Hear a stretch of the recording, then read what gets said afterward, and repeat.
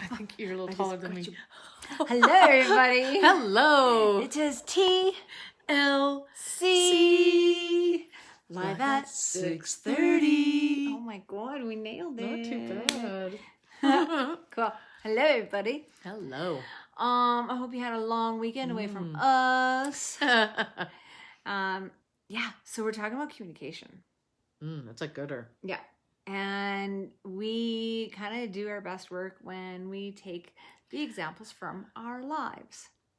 And because we know what we're going through is not unique just to us. So there's a lot of other people that go through these things.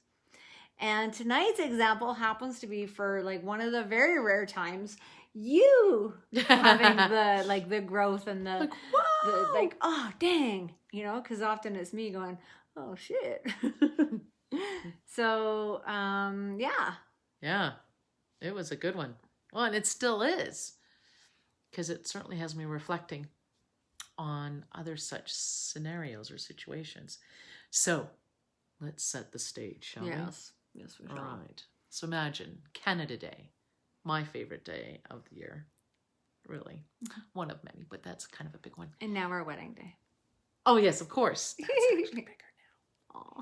Aww. We're going kayaking, so that's super exciting. So in the morning, I'm running around trying to get everything, and just super excited. There's stuff getting picked up from everywhere. I'm all over the place and trying to find stuff that I want to make sure we have, so that it's an enjoyable experience for both of us. And running around. Oh, it was big. It was busy. Yes. And we get in the truck. And hang on. Oh. And then I'll say it from my side. Oh, yeah. Okay. And so this one, if you know anything about her, she's almost always that sunshine. Always a smile. And so when the smile's not there, it's like, what's going on? So in the busyness, because she was in her head, she was running around and just doing stuff, but there wasn't a lot of communication and there wasn't a lot of smile. So now we're in the truck. And we're heading to Glenmore Reservoir, where the kayaks are. Mm-hmm. And driving along. And it's like, okay, here we go. We're on our way. Yay. And I look at you and I'm like, are you okay now? And I'm like, okay now? Because why? Was I not okay? And I said, well, you seemed a little bit... Well, frazzled. Yeah, which you don't love that word. I didn't like that word, and I did, yeah, because it just makes me, I feel like then, what, am I out of control kind of thing? And well, I might have looked like it. And so I literally stopped the truck. I did look to make sure nobody was behind us. And I'm like, what are you doing? I stopped the truck. What do you mean? I did not look frazzled. What? Actually, I wouldn't have said that. You said it like this. You're like, oh no. I don't want that experience for you. What do you mean I look like that? Like you were really genuinely worried. Yeah, I really was. And so it was really interesting, kind of, in a sense, dissecting it. Mm-hmm. Because from me saying that, I now know I was relinquishing all responsibility of how I felt and how I was. Almost. Because it was actually it was the next little bit where you were saying, well, that wasn't my intention. Yeah, thank you. That's right. That was the big piece. That wasn't my intention. I wanted it to be fun and light and just getting all our stuff. And I'm happy and this is great. And right? And that's right. So that's that statement. Well, that wasn't my intention for you to have that experience of me. No. Which seems like a really innocent expression. It does. Right? Until you then followed up with, well, can't you just hear my experience? Because what was missing in there was simply the validation of, hey, you seem frazzled to me. And me maybe checking in with her instead. Hey, everybody. And saying, hey, baby, were you frazzled back then? I think you still would have been like, no. Yeah. And I really do remember thinking that with that not being my intention, then it's good. I'm released of that responsibility in a sense. And holy, if I, oh my, that just knocked me over, that whole realization that I have said that in the past. Mm-hmm. I have used that in the past, not just with my darling wife Tanya, but with other folks, like at work or something, and Yeah, or just trying to whatever. convince them of, Yeah. no, but it's good. Everything's good. And Yeah. your catchphrase of, that's all. That's it. That's all. That's no big That's deal. all I meant. Everything's I good. didn't mean anything more than that. Yeah. Holy. And it just, it's so, what was interesting too was because of that scenario or that situation, that's when we thought to use communication this week and probably for weeks after, and have that as an example, because it really helped me understand too how communication can sort of be sideswiped in a sense of what the real issue is. It's like it's over there now, and now the person that I've just said that to is likely deciding, okay, do I really keep going with this? Is this going to get worse? Is this going to escalate? Is this going to turn into something that we're not even talking about? Well, and what also happens, like what happens for me, because I'm so attuned to people and I'm watching for cues and stuff, not necessarily purposefully, I just happen to, is, and this is something that we have bumped into a few times, is when I'm watching something and then I'll reflect it back and go, oh, you seem upset, or you seem off, or you seem this. And I need to get better at asking. And when I do that and you come back with, oh no, it's just this, it then has me doubting my reality, doubting my, like, well, this is what I'm experiencing. So is it true? Is it not true? And then that's where then I'll go into anger. Because as soon as it's like, well, that's all. No, that's not what I meant. And it's like, what happened to my experience in this? Yes. So really watching, like ultimately we wanted to share this with you because how many of you have said something, done something, behaved a certain way? Of course, it wasn't your intention how they took it. But what if their experience is valid as well?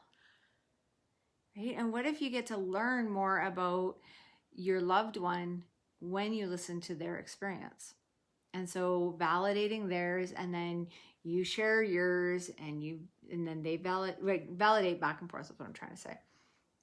And that totally made sense, because I actually can now and did imagine that I would have looked very frazzled, because I was also internally frustrated. I was frustrated that I couldn't find the stuff I was looking for. So that would have appeared, and I would have forgotten to talk about it. I didn't say, oh my God, sweetheart, I'm so frustrated, I can't find the stuff. Right? Even that would have helped. Oh my God, that would amazing. Right? Would amazing. Not would have been. Would amazing. And I didn't. So it was so good to kind of, we had to kind of trace it back and look at what my part in this is. Absolutely. And to not do that wasn't my intention for you to have that experience of me. I'm now off the hook. Is that what I realized that sounds like. Or what's the other phrase? You didn't hear me right. Oh my God. That was 20 years of, right? You didn't hear me right. No. That's not what I said. No, that's not what I look like. And that's probably why I'm so sensitive to it. When all you say is, that's all. And I'm like, oh my God, I'm glad that you're happy and you're fine. Because she's expressing like, oh, but it was lovely. It was good. I'm super happy. And I'm like, that's not what I just saw. Like, that doesn't look happy. I know happy from you. And that's what I should do next time. I'm like, what? Because it's beautiful. Like we all get to trigger each other, right? In relationship. And it's not just intimate relationships. It's friends. Holy heck. I've got some friends that trigger the shit out of me. Right? Your family. So it's about watching. I'm going to use this word, and I don't want it to hit because we all actually do this. Watching when you're actually manipulating, right? So when you're using words to flip the experience because it's avoiding ownership, avoiding accountability.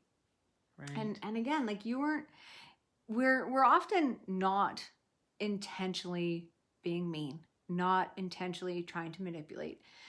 It's a defense, right? We will manipulate to try and not get in trouble or not hurt the other person, where in fact it's actually just making more of a mess.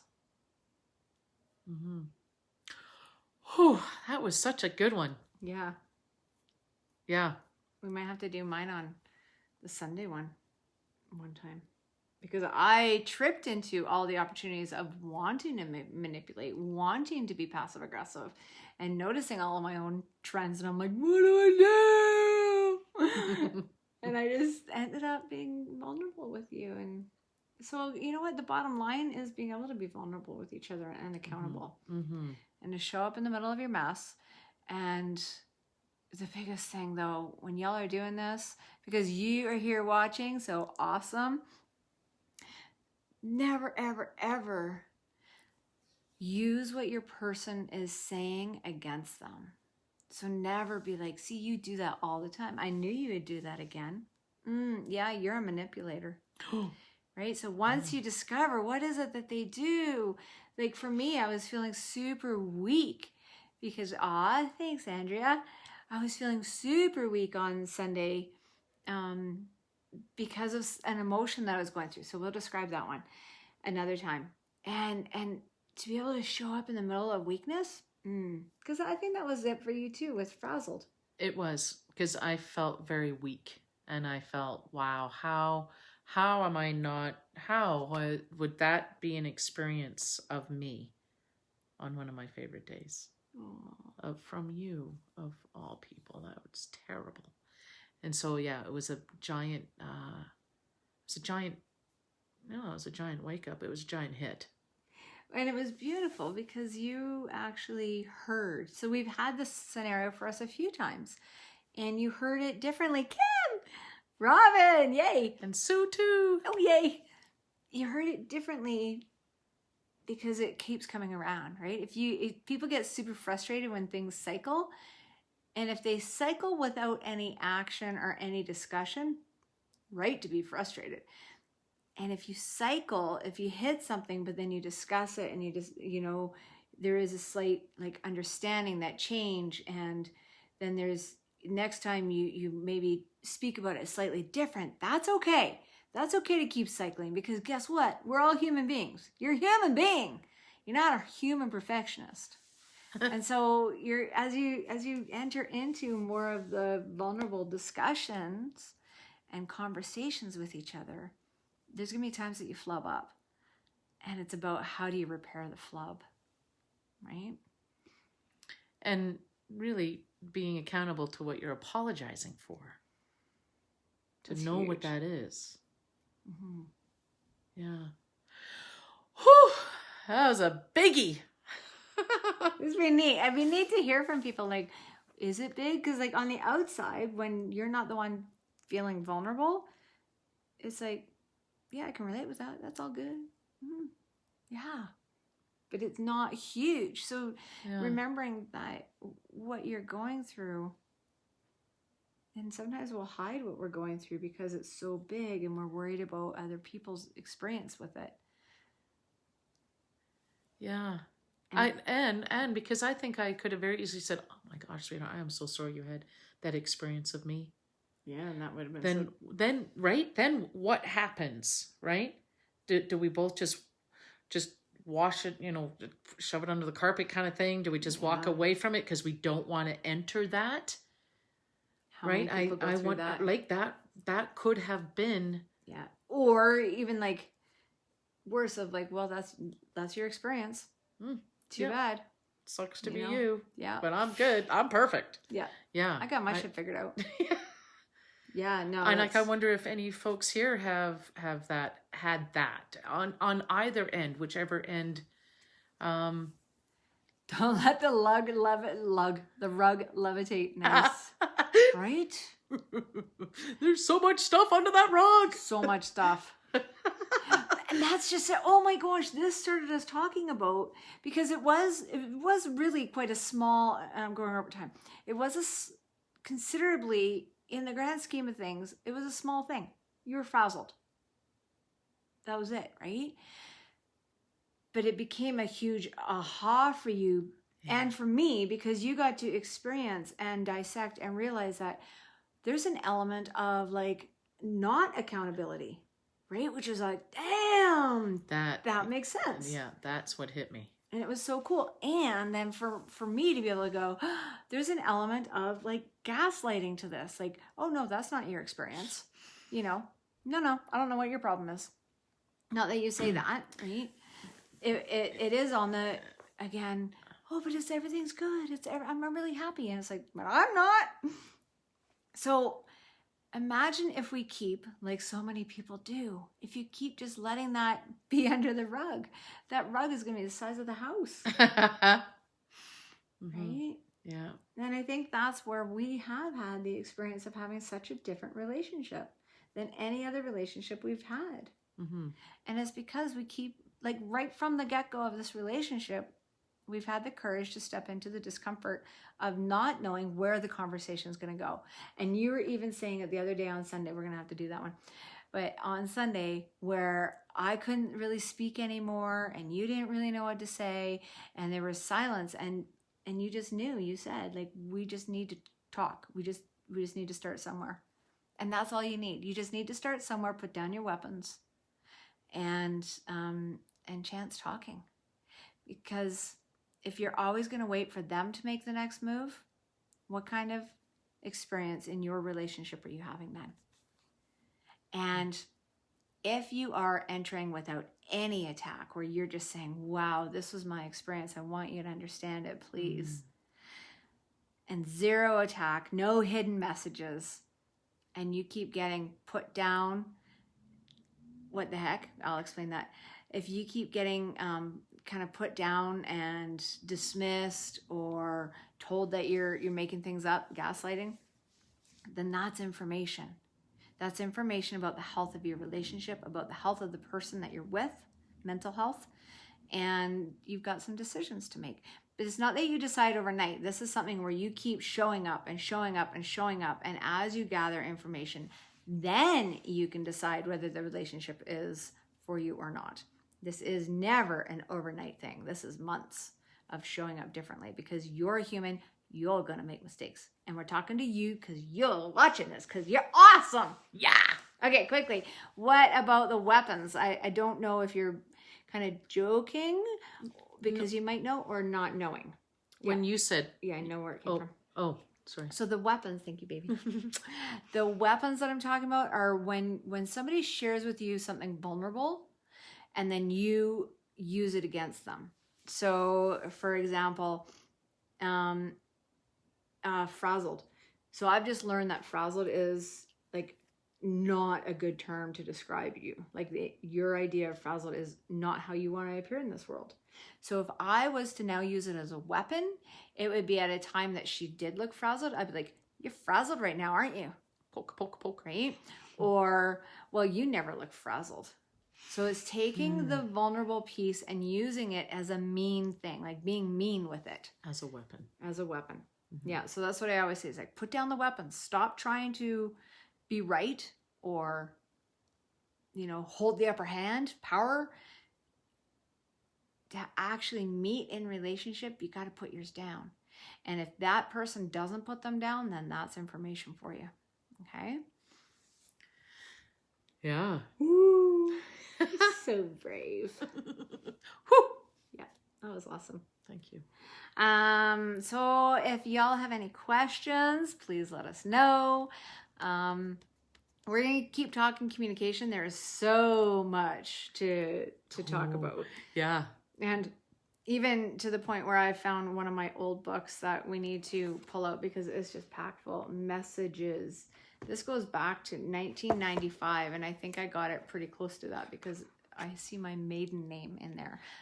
My maiden name. Yeah, that was a long time ago. Yeah. All right. Aw. Oh, I think you're brilliant, we darling. both are.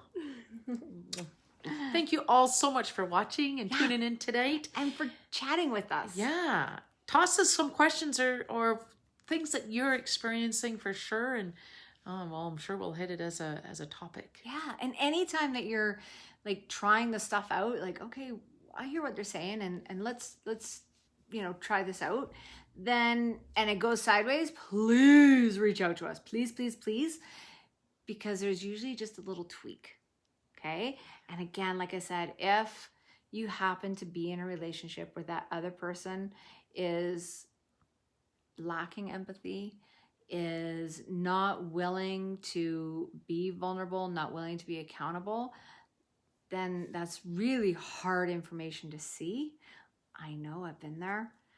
And you deserve the most support through that. Okay. So, whether reaching out, all of a sudden I'm like, oh, we got to do a group, honey. Right? So then everybody can support each other. Yeah, that's a good idea. Anyhow, I have a bookload of questions. Then send them over, Meg, please. I like that. Communication is a great topic. Glad we're talking about communication. Clever. Thanks, Andrea. That's yes, we're going to keep doing it. We've got, lots. So it's probably going to be for a few days and we'll just pick different themes each time. Yeah. Yeah, we already have some plans for coming up. But if you throw us another one, we'll grab it. Yes, please do.